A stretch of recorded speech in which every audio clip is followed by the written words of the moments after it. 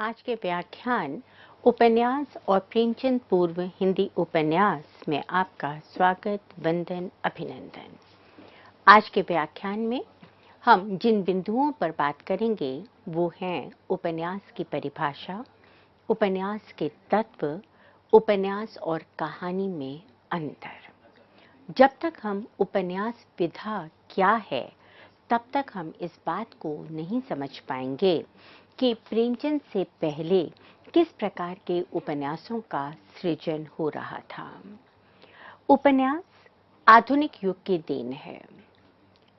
अस धातु में नी उपसर्ग के योग से न्यास शब्द की उत्पत्ति होती है। न्यास का अर्थ है धरोहर और उप और न्यास के बनने से शब्द बना उपन्यास।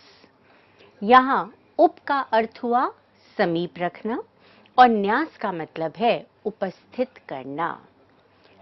उपन्यास में मानव जीवन के यथार्थ के साथ एक काल्पनिक कथा को जोड़कर उपन्यासकार अपने पाठकों के समक्ष प्रस्तुत करता है। इसमें उस समय के युग विशेष के सामाजिक, राजनीतिक, आर्थिक, जीवन और जगत के साथ वहां रहने वाले मनुष्यों के मनोवैज्ञानिक अभिव्यक्ति को भी उपन्यासकार लिपिबद्ध करने का प्रयास करता है। विभिन्न विद्वानों ने समय समय पर उपन्यास की परिभाषा दी है। प्रेमचंद के मतानुसार मैं उपन्यास को मानव जीवन का चित्र मात्र समझता हूँ। मानव चरित्र पर प्रकाश डालना और उसके रहस्यों को खोलना ही उपन्यास का मूल तत्व है। अर्थात उपन्यास में उपन्यासकार मानव जीवन का शब्दों के माध्यम से इस प्रकार से वर्णन करता है कि उसका एक चित्र पाठक के समक्ष उपस्थित हो जाता है। इसके साथ ही उसके जीवन के चरित्र के बारे में या उन रहस्यों के बारे में जो वो अपने जीवन काल में सुलझाता है, जीवन को कैसे जीता है, जीवन, समाज और समाज की समस्याओं के साथ वो किस प्रकार से तादात्म्य स्थापित करता है, उस समय की राजनीतिक, सामाजिक, आर्थिक स्थितियां उसके जीवन पर किस प्रकार का प्रभाव अंकित करती हैं, ये सब उपन्यास में दिखाई देता है। बाबू गुलाब राय के मतानुसार उपन्यास जीवन का चित्र है, प्रतिबिंब नहीं। जीवन का प्रतिबिंब कभी पूरा नहीं हो सकता है। मानव जीवन इतना पेचीदा है कि उसका प्रतिबिंब सामने रखना प्राय असंभव है।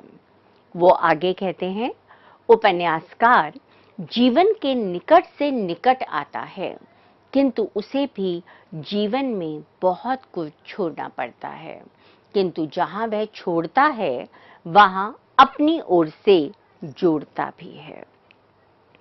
केवल मात्र अपने उपन्यास में सत्य का, तथ्यों का उद्घाटन करना उपन्यासकार का उद्देश्य नहीं होता। ये तो किसी इतिहासकार का विषय है। उपन्यासकार जीवन की एक पूरा का पूरा चित्र उपस्थित करने का प्रयास कर सकता है, उसका प्रतिबिंब नहीं। प्रतिबिंब वहां होगा जहां वहां पर सत्यता आएगी, उसे अतिरिक्त कुछ हो ही नहीं सकता। किंतु उपन्यास में बहुत कुछ अकहा रह जाता है। अपनी कल्पना के माध्यम से उपन्यासकार इसमें जोड़ता भी है और घटाता भी है। उपन्यास में विभिन्न तत्वों का समावेश किया जाता है और इन्हीं तत्वों को ध्यान में रखकर उपन्यास का सृजन होता है। ये तत्व हैं कथानक, जिसे कथा वस्तु या घटनाक्रम भी कहा जा सकता है। दूसरा तत्व है पात्र एवं चरित्र चित्रण, संवाद या कथोपकथन, देश काल, वातावरण, भाषा शैली और किस उद्देश्य से उस उपन्यास की रचना की जा रही है, ये उसका छठा तत्व है। एक एक करके हम इन तत्वों पर संक्षिप्त रूप में जानने का प्रयास करेंगे। कथानक, कथा वस्तु या घटनाक्रम, ये उपन्यास का एक अनिवार्य तत्व है। इसी के माध्यम से इसका आधार लेकर उपन्यासकार अपनी रचना का निर्माण करता है। घटनाओं का संगठित रूप कथानक कहलाता है। अपने आसपास, जीवन जगत, समाज, इन सब से उपन्यासकार घटनाओं का चयन करता है और फिर उनमें पूर्वापर क्रम बिठाते हुए वो अपनी रचना को अपने उद्देश्यानुरूप गंतव्य तक ले जाता है।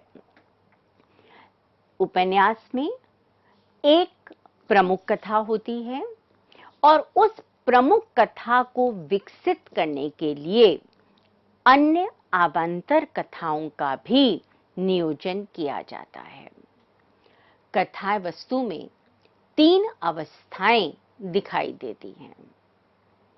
कथा का उदय होना, विभिन्न घटनाओं, पात्रों इत्यादि के माध्यम से उसका विकसित होना और अपने उद्देश्य के उपरांत उसका अंत हो जाना। जो भी रचना अपनी चरम स्थिति के उपरांत भी चलती चली जाएगी, वो निश्चित रूप से पाठकों को उबाऊ लगेगी, पाठकों की जिज्ञासा समाप्त हो जाएगी। इसलिए वही रचना सार्थक, महत्वपूर्ण होती है जो अपने उद्देश्य पर आकर, चरम सीमा तक आकर फिर अंत की ओर जाती है। विषय का चयन उपन्यासकार इतिहास से, पुराण से, जीवन से, कहीं से भी कर सकता है। अपने उद्देश्यानुसार वो न केवल कल्पना का समावेश करता है, विभिन्न घटनाओं में से उन घटनाओं का चयन करता है जो महत्वपूर्ण होती हैं। अनावश्यक घटनाओं को वो अपनी कृति से बाहर कर देता है, क्योंकि अत्यधिक घटनाओं का समावेश कथा वस्तु को शिथिल बना देगा। घटनाक्रम में एक पूर्वापर क्रम का होना भी आवश्यक है। अन्यथा यदि पहले हम किसी का विवाह दिखा दें, उसके बाद हम उसका जन्म दिखाएं, फिर हम उसका अंत दिखा दें और तद उपरांत हम उसकी पढ़ाई लिखाई के बारे में बात करने लगें, तो इसमें एक बिखराव की स्थिति आ जाती है और इससे मूल कथा के ऊपर से पाठकों का ध्यान हट जाता है। लक्ष्मी नारायण वर्मा, इनकी का एक उपन्यास है खाली कुर्सी की आत्मकथा। इसे हम उदाहरण के रूप में ले सकते हैं। दूसरा तत्व है पात्र और चरित्र चित्रण। उपन्यास मानव जीवन से संबंधित है। सत्यता, स्वाभाविकता से संयुक्त जीवन के विविध पक्षों को उद्घाटित करना, ये उपन्यास का मूल उद्देश्य होता है और इसीलिए कथा वस्तु के अनुरूप उपन्यासकार अपने पात्रों का सृजन करता है, चयन करता है और अपने उपन्यास में वो पात्रों के आंतरिक और बाह्य दोनों व्यक्तित्वों का उद्घाटन करता है। उनकी आकृति, उनकी वेशभूषा, वो किस प्रकार की भाषा बोलते हैं, ये सब कुछ कथा वस्तु के अनुरूप ही होता है।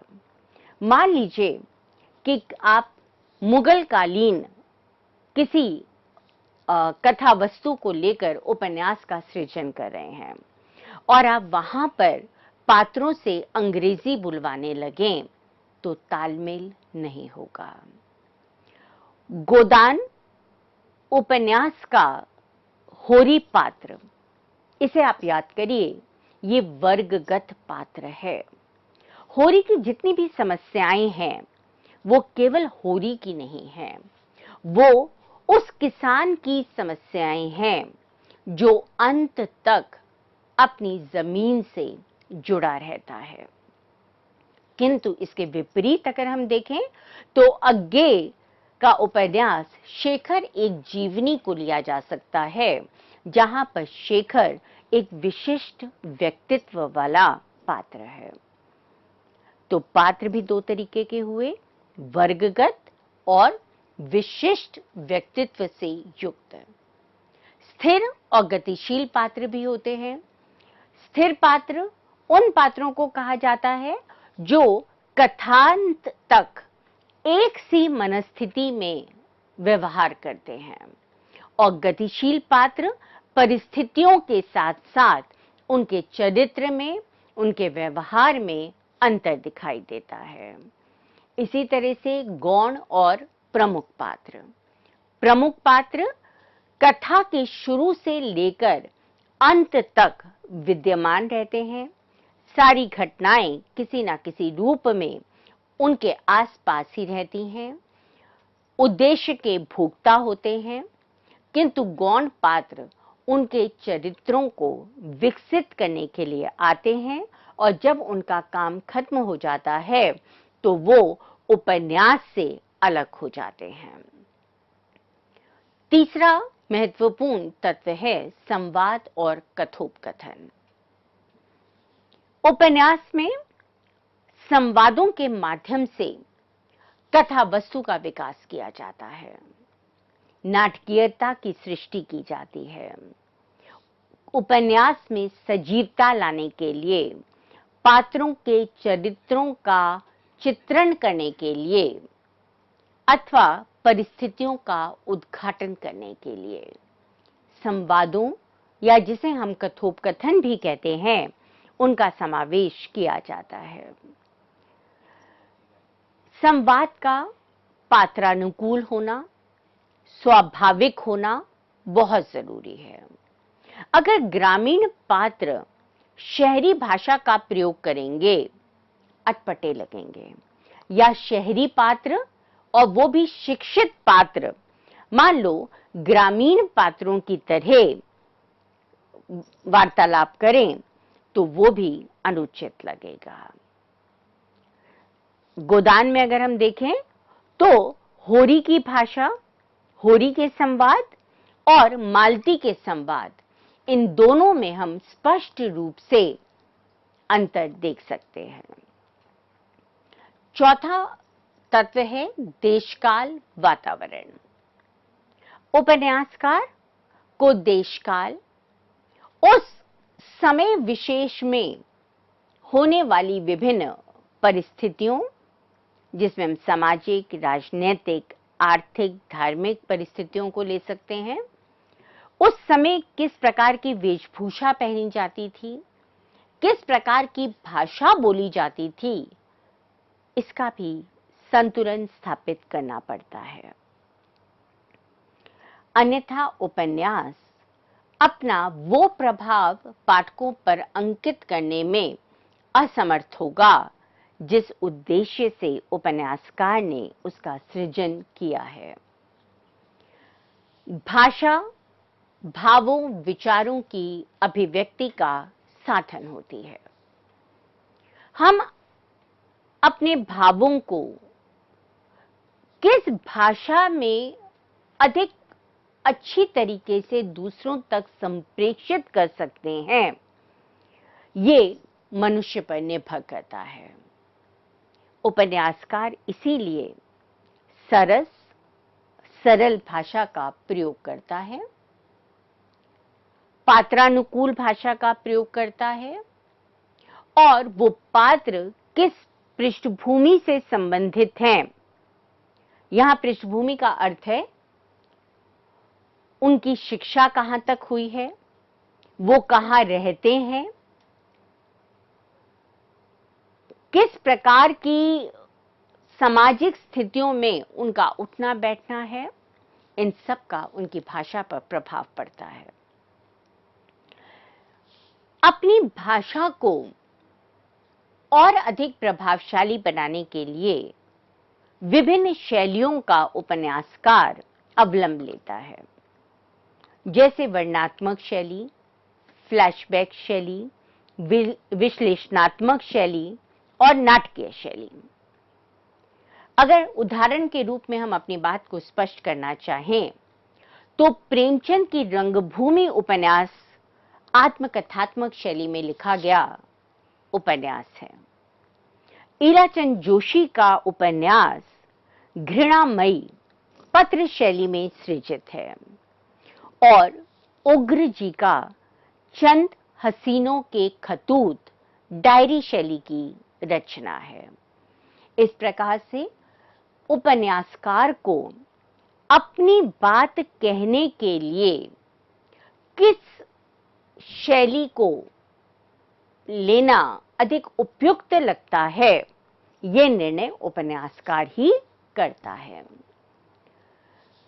किसी भी रचना का एक निश्चित उद्देश्य होता है। उपन्यास जीवन की व्याख्या या हम ये कह सकते हैं कि जीवन की आलोचना है। इसके विभिन्न उद्देश्य हैं जिन्हें ध्यान में रखकर उपन्यासकार उपन्यास का सृजन करता है। नैतिक शिक्षा प्रदान करना, मनोरंजन देना अपने पाठकों को, पाठकों के मध्य कौतूहल उत्पन्न करना या मानव जीवन के विविध व्यापारों, विविध समस्याओं, विभिन्न कुरीतियों, परंपराओं, इन सब का अंकन करना। कर्मभूमि उपन्यास में प्रेमचंद ने तत्कालीन राष्ट्रीय आंदोलन, गांधी प्रभाव, उस समय समाज में किस प्रकार की समस्याओं का बोलबाला था, इन सब का अंकन किया है। उपन्यास की परिभाषा, उपन्यास के तत्व जानने के उपरांत ये जानना भी आवश्यक हो जाता है कि उपन्यास और कहानी, इन दोनों विधाओं में क्या अंतर है,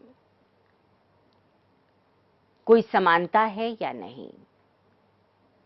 तो कुछ समानताएं हमें उपन्यास और कहानी में दिखाई देती हैं।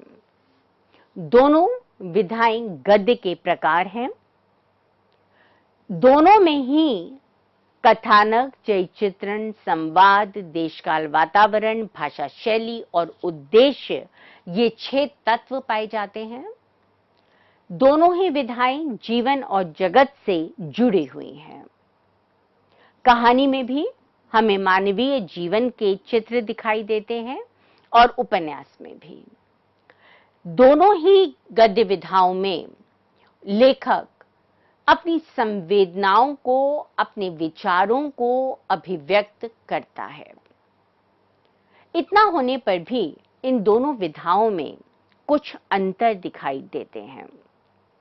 बाबू गुलाब राय के मतानुसार कहानी को लघु उपन्यास कहना वैसा ही होगा जैसे चौपाया होने की समानता के आधार पर मीडिया को छोटा बैल और बैल को बड़ा मेंढक,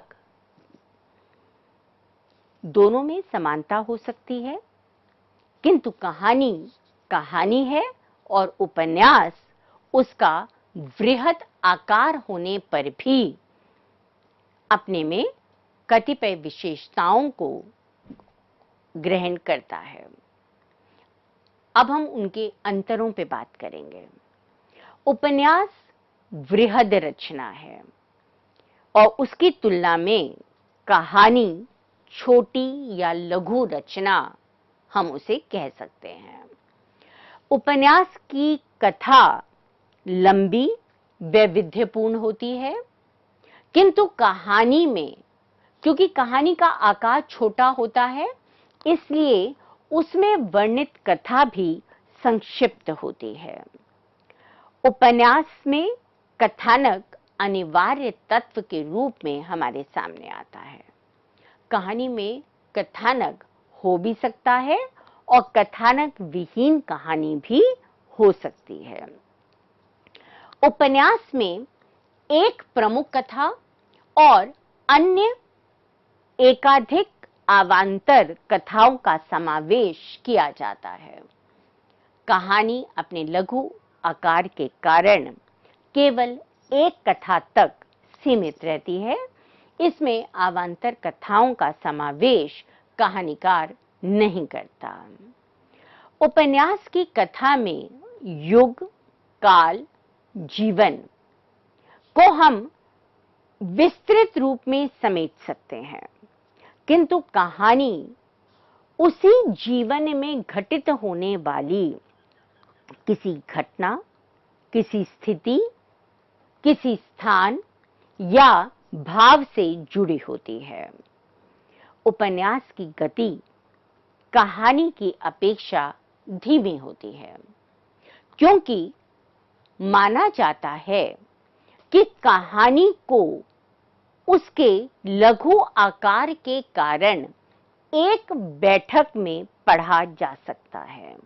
ज्यादा से ज्यादा लंबी कहानी 10 से 15 पृष्ठों की हो सकती है, किंतु उपन्यास 100 से 150 पेज या उससे भी वृहद हो सकता है। इसलिए उपन्यासकार के पास बहुत समय होता है, इसलिए वो घटनाओं को पूरी संप्रेषणता के साथ, पूरे विस्तार के साथ अपने पाठकों के साथ साझा कर सकता है। उपन्यास में कथानक के अनुरूप पात्र भी विभिन्न होते हैं और इसलिए वो उन सभी की चारित्रिक विशेषताओं को लिपिबद्ध करने का प्रयास करता है। कहानी के पात्र सीमित होते हैं और इसलिए वो जिस प्रमुख पात्र को लेकर कहानी का सृजन कर रहा है, वो उसके एकाधिक गुणों के बारे में ही बता पाता है। बहुत अधिक विस्तार से उसके जीवन के सभी श्यामल और श्वेत पक्षों को बताने का समय, स्थान कहानीकार के पास नहीं होता। उपन्यास में कल्पना का प्रयोग जितना खुलकर उपन्यासकार करता है, कहानी में ऐसा संभव नहीं होता।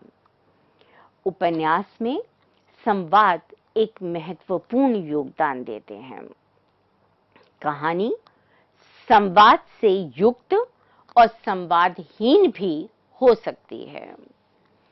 उपन्यास में वर्णनात्मक, नाटकीय, पत्र शैली, डायरी शैली, एक ही उपन्यास में विभिन्न शैलियों का प्रयोग रचनाकार कर लेता है, किंतु कहानी में एक साथ बहुत सारी शैलियों को लेकर चलना कहानीकार के लिए संभव नहीं होता। ज्यादातर कहानीकार सांकेतिक और व्यंजनात्मक भाषा शैली का अवलंब लेकर अपनी बात कहते हैं। उदाहरण के रूप में अगर हम देखें तो उपन्यास का उदाहरण है कर्मभूमि, और प्रेमचंद के ही उदाहरण से हम ले सकते हैं कहानी को भी कफन कहानी।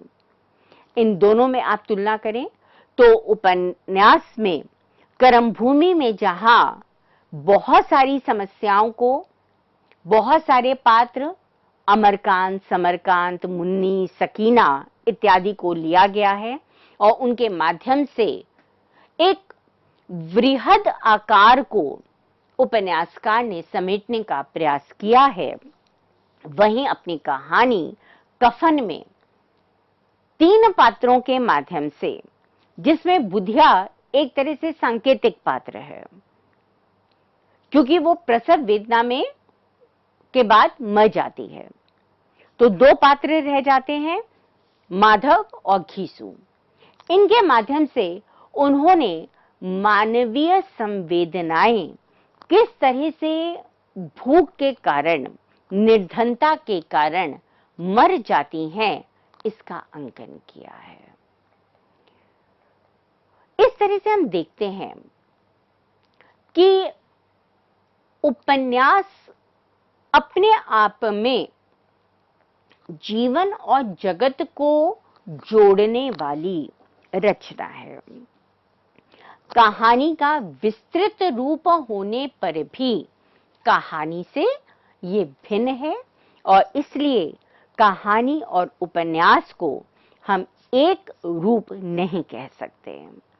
अपने अगले वक्तव्य में हम इस विषय पर चर्चा करेंगे कि प्रेमचंद से पूर्व किस प्रकार से उपन्यास का विकास हुआ, किस प्रकार से भारतेंदु द्विवेदी युग में उपन्यासों के विषयों लिए गए, कौन कौन से उपन्यासकार थे जिन्होंने प्रमुख रूप से इन युगों में उपन्यास लिखे, और उसके उपरांत हम प्रेमचंद युग पर आएंगे कि प्रेमचंद कालीन उपन्यासकार किस प्रकार से अपने पूर्ववर्ती उपन्यासों से भिन्न हैं। धन्यवाद।